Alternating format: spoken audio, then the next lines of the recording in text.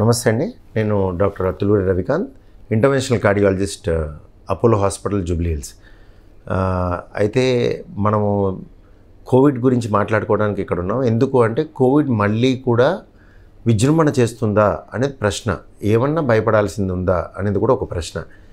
So మీకు first thing cardiologist ఈ Covid గురించి మాట్లాడటం ఏమిటి అని కూడా ఉండొచ్చు. బట్ దెన్ ఏమిటి అంటే కోవిడ్లో గుండె ఎఫెక్ట్ అవ్వటం కూడా చాలా ఎక్కువగా ఉంటుంది. ఎస్పెషల్లీ మనము 2021లో తీసుకున్నట్టయితే వేవ్స్లో మేము చూసింది ఏంటంటే గుండె రక్తనాళాలకి ఎక్కడున్నా, ఫర్ దట్ మ్యాటర్ గుండెకే కాదు ఏ రక్తనాళంలో అయినా సిరలు కానీ దమనుల్లో కానీ క్లాట్లు ఏర్పడి కోవిడ్ వల్ల ఇబ్బందులు కలగడం జరిగింది. సో ఇది యంగ్స్టర్స్లో మేము గుండెపోట్లు, పల్మరీ ఎంబాలిజం అని కాళ్ళల్లో క్లాట్లు కట్టి సిరల్లో ఊపిరితిత్తులకు వెళ్ళే ధమనుల్లో అడ్డుపడి అప్పటికప్పుడు ప్రాణం పోయిన పరిస్థితులు కూడా చూడటం జరిగింది. పెరాలసిస్ యంగ్స్టర్స్లో ఈ క్లాట్లు గుండెకి కాకుండా బ్రెయిన్కి సంబంధించిన ధమనుల్లో కూడా క్లాట్లు ఏర్పడి సిరల్లో కూడా క్లాట్లు ఏర్పడి వాళ్ళల్లో కూడా చేయి కాలు పడిపోయే పరిస్థితి, పెరాలసిస్, ప్రాణాపాయ స్థితి, బతికినా కూడా కొన్ని సమస్యలు ఉండటం జరిగింది. సో ఇవన్నీ కూడా దృష్టిలో పెట్టుకొని ఈ కోవిడ్ మీద ఈ భయం అనేది అందరికీ చాలా మందికి భయం అనేది ఏర్పడింది. దీంతో పాటుగా ఇంకొక భయం ఏంటంటే వ్యాక్సిన్ వేసుకొని మనకి కోవిడ్ రాకుండా ఉంటే మనకు మంచిది అనే ఉద్దేశంతో, సదుద్దేశంతో వేసుకున్న వాళ్ళలో కొంతమందికి గుండె సమస్యలు లేకపోతే బ్రెయిన్కి సమస్యలు వచ్చాయని చెప్పి అదొక భయం ఉంటుంది. సో వీటన్నిటినీ మీకు సరైన పద్ధతిలో మీకు అర్థమయ్యేలాగా చెప్పడానికి మేమున్నాం. సో ఈ విషయంలో మీరు తెలుసుకోవాల్సింది ఏంటంటే ఫస్ట్ కోవిడ్ అనే మహమ్మారి అప్పుడు మహమ్మారి, ఇప్పుడు కాదు. ఎందుకు? కోవిడ్ మొట్టమొదట వచ్చినప్పుడు అది మన మానవాళికి పరిచయం లేని వైరస్. అది వైరస్ అవ్వచ్చు, బ్యాక్టీరియా అవ్వచ్చు, ఇక దాని మీద డిస్కషన్స్ చాలా ఉన్నాయి. ప్రస్తుతానికి అది వైరస్ అనుకోవాలి మీరు. సో ఈ కోవిడ్ అనేది పరిచయం లేకపోవటం వల్ల మానవ జాతికి ఇది మానవుల్లో ప్రవేశించినప్పుడు ఇమ్యూనిటీ అంటే రెడీగా లేకపోవడం వల్ల, కొత్తదనం ఉండటం వల్ల, దాన్ని సిద్ధంగా బాడీ తట్టుకోవడానికి లేకపోవటం వల్ల చాలామందిలో ఇబ్బంది కలిగించింది. ఆ చాలామంది అంటే ఎంతమంది?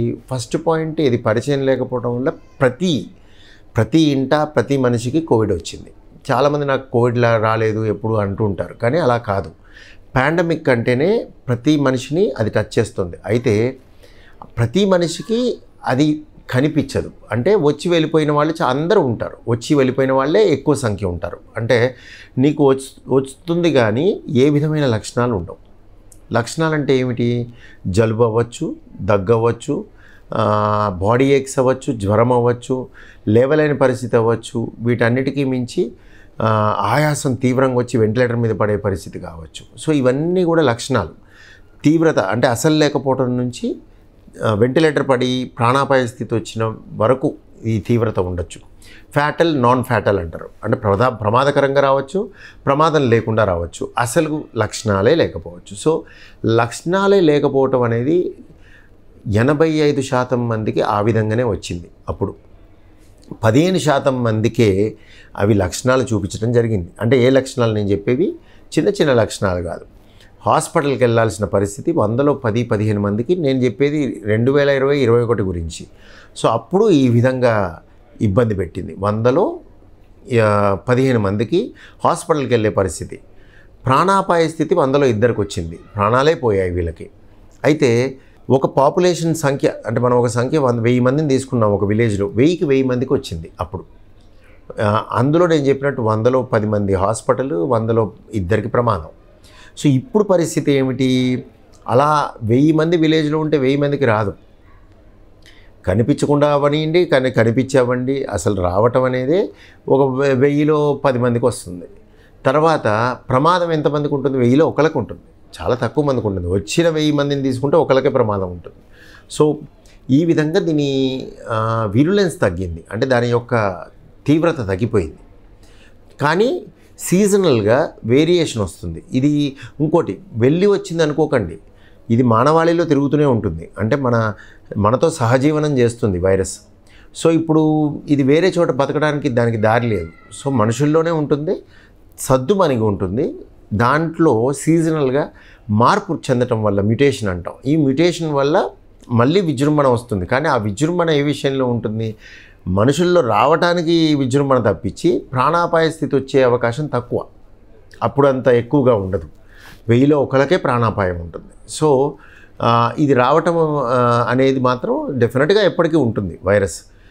మనం దాని గురించి అంతగా భయపడిపోవాల్సిన అవసరం లేదు. కానీ మన జాగ్రత్తలు మనం తీసుకోవాలి. ఇది ఎలా వ్యాపిస్తుంది అనేది ఫస్ట్ మీకు తెలవాలి. అప్పట్లో ఫోమైట్స్ అన్నాం. ఫోమైట్స్ అంటే మిశ్రమం దగ్గిన తుమ్మిన ఆ మిశ్రమం అక్కడ పడి చేతులు మనం అక్కడ పెట్టి అది మళ్ళీ మనం టచ్ చేస్తే వస్తుందని భయపడ్డారు. సో ఆ విధంగా రాదు.